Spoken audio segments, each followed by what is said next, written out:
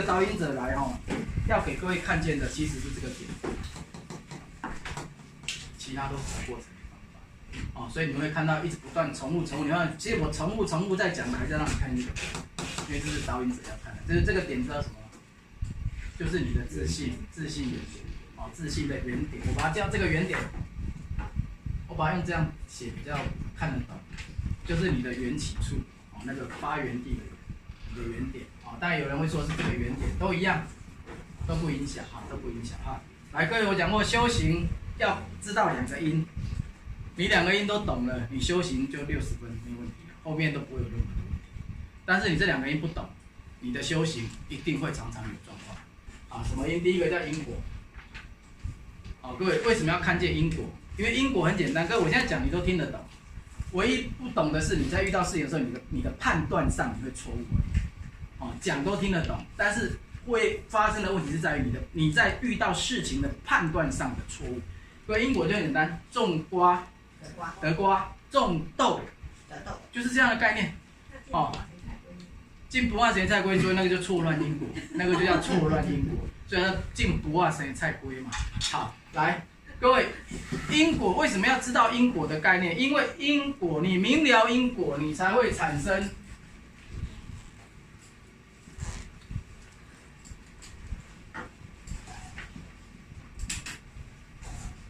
清净的梵行。你不明因果，你的行为绝对不会有清净的梵行。在你修行的过程中，你会常常错乱，你会被所谓的财色名食睡诱拐而偏掉。为什么？因为你不了解因果的重要性。所以我们要修成佛的果，你当然在因地上就要有成佛的条件行为嘛。这个东西不是谁来要求你，是你自己慢慢发现。为什么你发现？因为你透过学，你会开始明白所谓的因果的道理。这时候你就会产生清净梵行，梵就是也是清净的意思。所以你的行为才会干净，你的思想才会干净。这就回到我们在讲的所谓的9字真言。9字真言，各位后面的可能不知道，前面的这个还记不记得？前面的如果不记得，我觉得要打屁股。9字真言是什么？对，守正念，慈善行，行正道，很好没讲的是忘记还是什么？卖的领导，行正道。各位，这是我们这个道场讲的9字真言：守正念、慈善行、行正道。你会发现这9个字，你在持守上，是不是在因果上就会产生清净的梵行？所以为什么说在一开始我们强调说要守戒，修行一开始要强调守戒，就是这样的观念，要让你在一开始的因地上的行为产生一个正确的方向约束力。但是当你到了一个程度，你了解因果的概念以后，你的行为自然而然就清净。那时候就没有所谓谈守不守戒的问题。各位，这句话你要听懂哦，听不懂你们会误解哦。当你了解因果的重要性，而你把因果的概念植入你的身心的一个状态的时候，你的行为就自然清净，也就自然没有所谓的守不守戒的问题。但是在初期众生不了解以前，他必须守戒，因为用戒律来约束你的行为，让它产生什么？产生我们讲的心锚的效应。我昨天吃坏肚子，所以我今天就吃一点书。人家讲一讲没力也正常，巴豆派也觉得，所以这个观念一定要记住。这个就所以我上次有没有上次我讲，我说你们如果还记得，我上次有讲，我说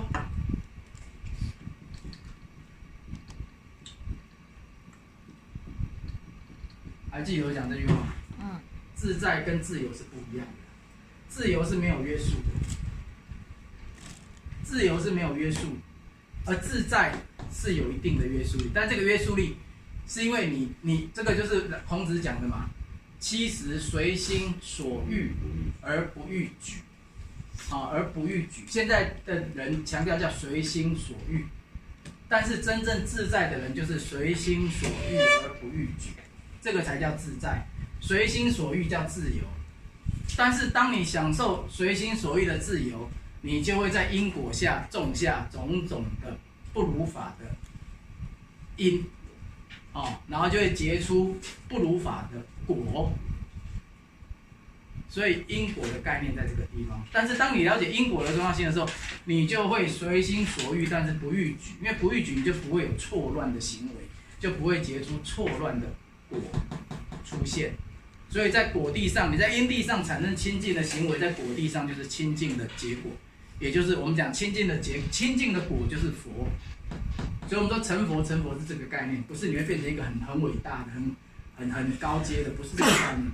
佛就是所谓的清净的觉悟者，就是这样的概念了。好，所以了解因果，你才会有清净的梵行。好，那因缘呢？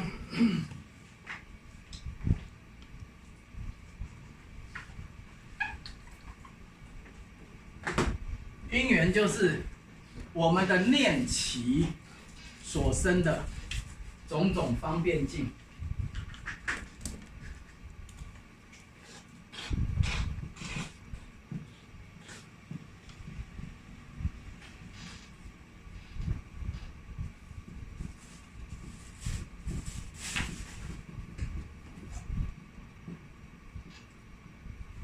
这个你去网络也查不到我讲的，这是你们老师的 know how 哦，各位，什么叫念其所生的种种方便境？我今天看见康龙姐，康龙姐好漂亮，我觉得我要跟她在一起，我升起追求的心，念起，所以我就产生什么追求你的行为，我就会产生追求你的行为。我那个导播一直在跟我挥手，对，这个行为过程中产生一些纠结。也许叫做追到了两个恩爱一辈子，也许叫做没有追到，两个搞不好互相仇恨一辈子，或者追到了在一起变成冤家。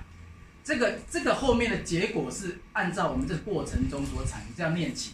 但是我也可以念起什么？这个康龙姐，她就好像自己的姐姐一样，我要对她像自己的姐姐一样的尊敬，然后照顾，那就升起也许就是一个类似姐弟的情谊，有没有？念起，但是念起有很多种。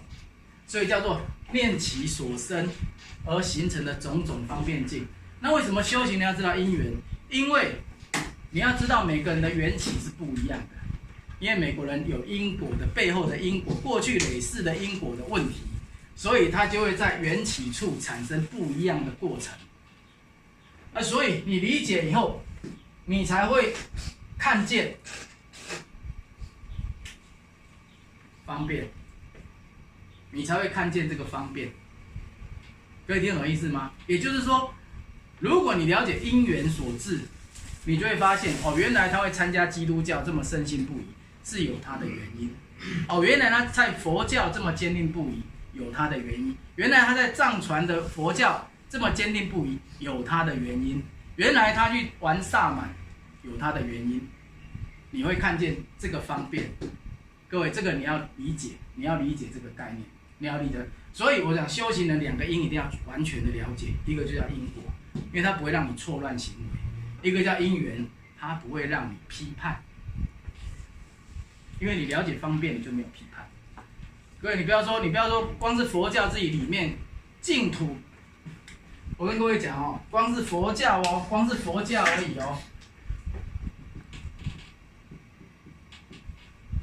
净土这个概念就已经有很多的争议，因为有人说净土，那佛说你来我净土，那你犯罪什么的都不用还了吗？你来净土吧，那不是一个很奇怪？那大家都可以做坏事啦。他的佛教徒的纠结点在这边，他认为修行就是应该自己努力的一步一步走，然后才能够成佛嘛。然后又什么阿弥陀佛给你什么方便，什么佛为什么方便？这就是他只看见因果，他讲的没有错。修行本来就是你要自己付出努力，一步一步走才能成佛，这个叫因果的概念。可是他没有看见的是因缘，所以就产生了彼此的批判。各位理解我要讲的吗？听不懂你们要问，听不懂，因为我慢慢的会稍微讲深一点，不然永远在讲那个很浅的东西但是听不懂要问，因为你一定要弄到确实懂。他不了解净土，就是因为诸佛菩萨为了摄受众生而发的慈悲愿力，而形成的方便境。为什么？因为你就没有那个能力一次走到底嘛。我去大陆走路，最前面50公尺前面是75岁我姐夫，中间是我，后面50公尺就是我儿子25岁。今麦囡仔路来路，现在小孩子越来越不会走路，你知道吗？都没在运动。对，我在中间走，看着前面，看着后面，我会走不赢那一个，那一个我又拖不动，对不对？就是这样子啊，这就是因为因缘所致嘛，对不对？你在路上就是有人走得快，有人走得慢嘛，有人会比你更慢嘛，这你不能勉强的事啊。对，如果说姐夫走慢一点，他很奶油，为什么要习惯走这么快？如果我说赶快走，赶快走。越走越烦对不对？你们走那么快，我就走不快啊！那大胖子一个，对不对？所以你要看见因缘，所以我能做的是前面的不要让他搞丢，后面那个也不要让他搞丢，我只能做这件事而已。就是这样子哈。所以各位好，那这样子的过程中，来各位，我就要给你们看这张图，其实图还是一样哈。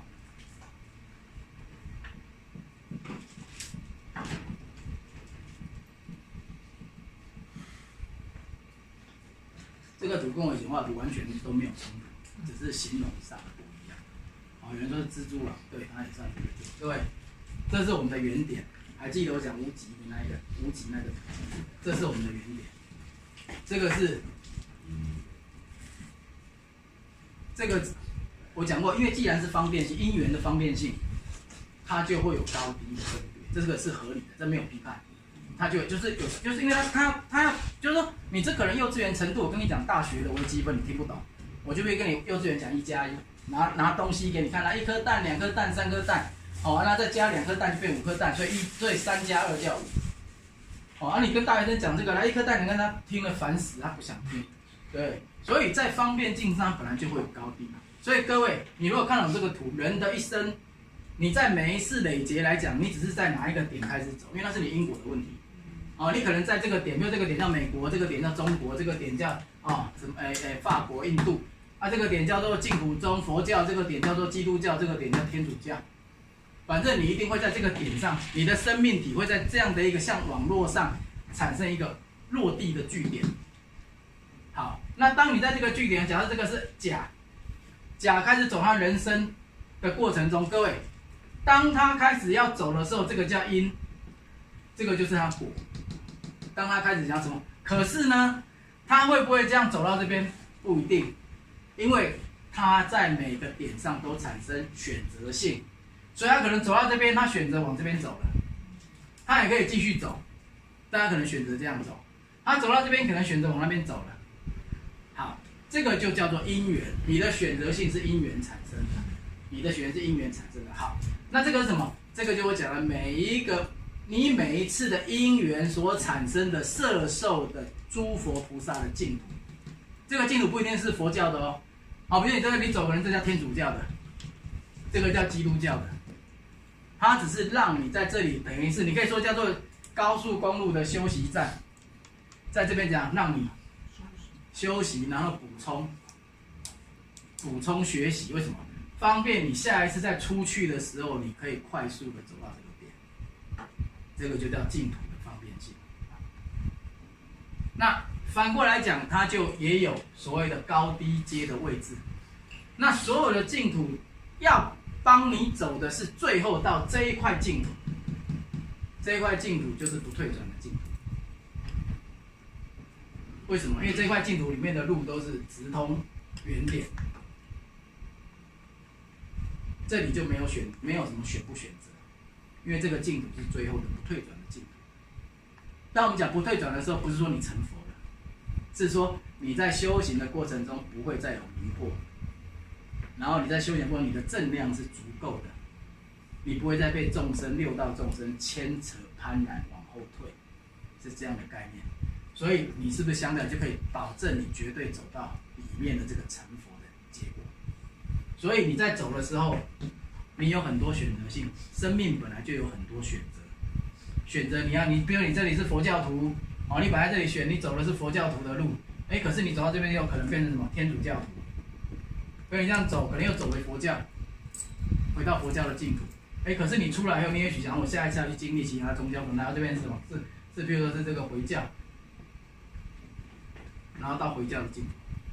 每一个净土有它的高低，但这个高低所谓的高低层次，不是佛菩萨的愿力高低，各位你们要理解，不是佛菩萨的愿力高低，佛菩萨的愿力是一样的。我现在讲佛菩萨包含了其他宗教的高阶的这些大神都算在内。我一直讲过，我们在谈这个东西是没有教派的分别的。所有的大罗天仙哦，也许像耶和华哦，像道主哦，像这个佛教的这些观音菩萨什么的，九地菩萨以上的。所以他们所发的愿是没有分别的，没有高低分别，但是他示现出来的，为了度化众生的因缘，是配合你们的因缘，我要开启这个净土的高低阶，那是因为众生的因缘，我们的智慧不够，所以他要摄受你，他必须按照这样的程度去开这些净土，所以净土在方便上而讲，它是有高低阶的，但是在诸佛菩萨的愿力而言，它没有分别的，各位你一定要听懂。你一定要听懂，要不然你们出去讲会被人家误会。净土本身因为众生的因缘而有高低阶之分，但是诸佛菩萨的愿力没有分别，你们一定要听得懂，听得懂，听得懂啊！后面的听不懂，前面你要听得懂啊！因为如果听不懂，你们就要再问，把它问到清楚，问到清楚。因为你们出去讲的话，代表我在讲的话，到人家说这个肉上在那边乱教。这个是因为我讲这个是比较已经很深的东西，这一般你们没听到。它是圆满的，它是因为众生的层次能力高低，对，开的方便之门跟电梯一样。对，你今天比如康荣姐家的社区是电梯大楼，我从1楼进去，最后一定会到顶楼，如果不出来电梯门口的话，对不对？但是每一层楼都会开门，让你选择要不要走出去。所以就是电梯到底哪一个楼层，以分别来讲，每个楼层确实有高低嘛，1楼到这个10楼，可是就这个电梯来讲，就是同一台，没有分，它是没有分的，各位这样理解要理解。所以净土本身的分别性是在于众生的因缘造成的，但是诸佛菩萨愿力没有分别，这个是要跟各位讲，所以我把这个再补充一点。所以你们其实因缘跟因果我已经讲过了。我再跟你们补充的细一点，让你们更清楚。这样人家跟你讲的时候，你才不会有那个，就是不会有那个疑惑或者把人家误导，这是不好的。各位，因为有时候讲这种东西比较深，容易怕有些人听你没有讲清楚，他会误解，误解的话就开始回报你，然后照他的口业，不是照我的口业，照他的口业，没有意义。所以这里跟各位讲，然后。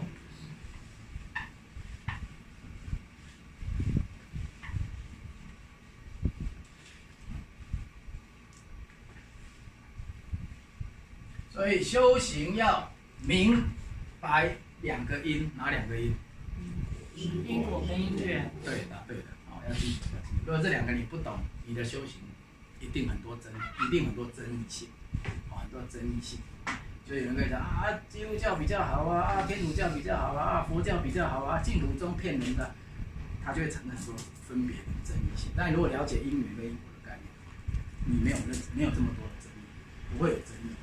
他就很平等的对待，所以了解因缘就是了解因缘，才会明白方便性、方便境你明白方便境，你就没有批判，你才可以真正的平等。所以我说很多东西是次第的问题修行要平等心怎么平等？看到什么都不服你，都不如你的意你哪有办法平等？